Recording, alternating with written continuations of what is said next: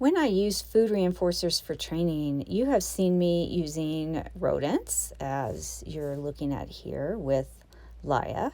She's following the target and she is getting reinforced, or in layman's terms, rewarded for that behavior with a rodent.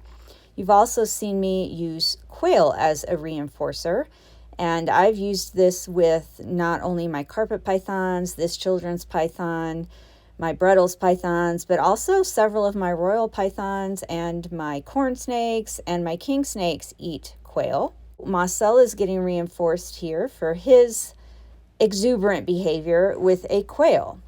But I also sometimes use Reptilinks as a reinforcer, and these are highly nutritional reptile sausages. Reptilinks has a website, it's reptilinks.com. And they sell cased whole prey links, micro and mini links, and uncased prey. And the ingredients for these reptile sausages, you can pick and choose and buy the ones that are appropriate for your species. But they can contain mice, rats, chicks, eggs, vegetables, and frogs, iguana, rabbit, guinea fowl. So you can look at their website and look at what they have to offer. And you can order the size reptile sausages that you need, and you can order them with the ingredients that you need that is appropriate for your particular reptile.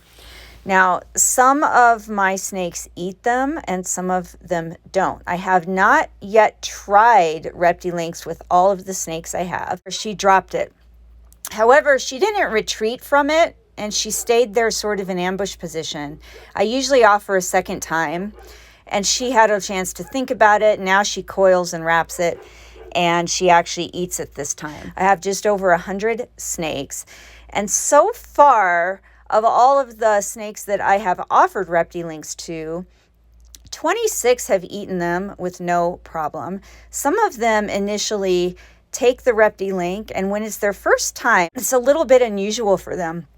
The shape is unusual. I'm sure the smell and texture is unusual. And if they drop it, that's not necessarily an indication that they don't like it. It's just an indication that that is something strange and unusual, and maybe they're not sure about it yet. So if they drop the Reptilink, but they stay engaged with the activity, I will generally offer again and see how that goes. And if they drop the Reptilink and then turn away and retreat, or if they refuse to take the Reptilink and then they turn away and retreat, I take that as a pretty clear signal that they aren't interested in eating it. And I will go and get a normal prey item that I know that that snake has a history of eating before, and we redo the training session with whatever that item is that I know they like. And so I judge whether or not I think the snake's going to eat it on how exuberant they were when they took the sausage, whether they refuse to take it at all, whether they drop the sausage but remain engaged, or whether they drop the sausage and then turn away. Now, this is one of my carpet pythons, and the casing ripped off this Reptilink. So that messed things up because it started to break apart. He took half of the Reptilink with him and ate it, and the other half fell in the water, and I retrieved it. And he did eat another Reptilink after that, and I believe I showed his training segment in the beginning of this video. This is Boreth, one of my Brettles pythons. He eats absolutely everything I've ever offered to him.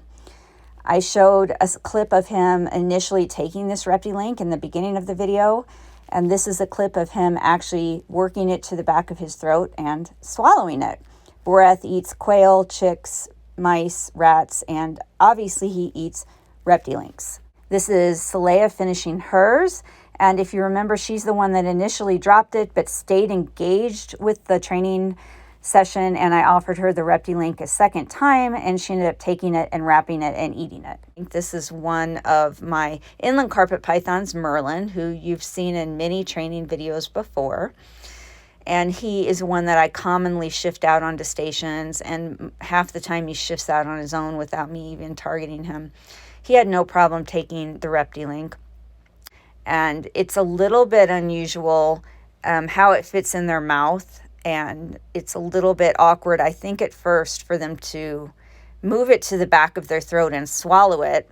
You would think that it would be easy because it is tubular shaped. However, remember that the snake's jaw is kind of triangular shaped, and they have teeth on the left and right side of their mouth, and they have to be able to get those teeth around the item that they're eating because they can't chew and they don't have a tongue to manipulate whatever is in their mouth and push it to the back of their throat. They have to rely on the teeth on the left and the right side of their jaw to grip the prey, and then they move the left and right side of their jaw independently to slowly kind of grip the prey and move it towards the back of the throat with one side of the mouth, and then grip the prey and move it towards the back of their throat with the other side of their mouth. And if they can't dig their teeth into the prey, they really can't move it to the back of their mouth and down their throat. You'll see some snakes push the prey against a surface like a rock or the enclosure wall or the ground to help move it to the back of the throat. But for the most part, they need to get their teeth dug into the prey item, and then they use those teeth to walk the prey or move it back to the back of their mouth and into their throat, where then muscles take over to move it down the esophagus and into the stomach. Now here are 005 and Arium, two of my coastal carpet pythons, finishing their Reptilinks. This is Ryder, and I gave him a really big Reptilink for his size, but he is having no problem eating it. Obviously, his teeth can fit around that entire thing because it's bigger than his mouth, but he ate that Reptilink without any issue, and you'll see that in just a minute.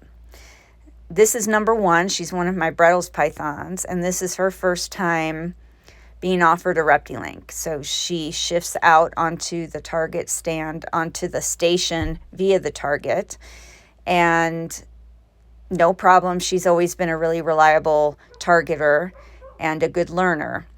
I offer her the Reptilink, and she takes it immediately, wraps and coils it. However, she does let go of it, and the reason that I figured that she was going to go ahead and eat it, even though she lets go of it, is because she didn't drop it. She let go of it and she stayed wrapped around the prey item. She sometimes does this even with her normal food. So she did end up eating that. Now we're returning to Ryder. And this is what I mean with the teeth. When the food is big enough that it reaches the left and right side of the jaw, or even protrudes out the left and right side of the jaw, the snake has no problem getting their teeth around it, gripping it and moving it to the back of the throat, to the back of the mouth, down the throat, and into the esophagus, where the muscles can take over to move it down to the stomach.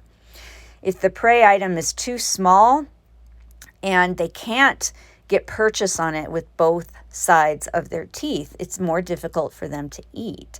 And I will show you what that looks like and what one of the solutions for that is, if the snakes are really ingenious, in just a minute. This is another one of my Brettles pythons finishing her Reptilink. They look really big and bulky when they're going down the throat, but they're very highly nutritious. They're calorie dense compared to rodents. It's easily digestible. This is an example of a small Reptilink that's too small for TC to eat, and it's not encased. So he turned it sideways so he could grip it with both sides of his teeth and get it to the back of his mouth. And it is falling apart because it's not cased. And the stuff used to hold it together is falling all over the counter. And he made a big mess, but he was finally able to eat that. This is TC, who has traveled through several rooms and is lurking around the training targets. And this is a picture of him eating an appropriately sized Reptilink for his mouth.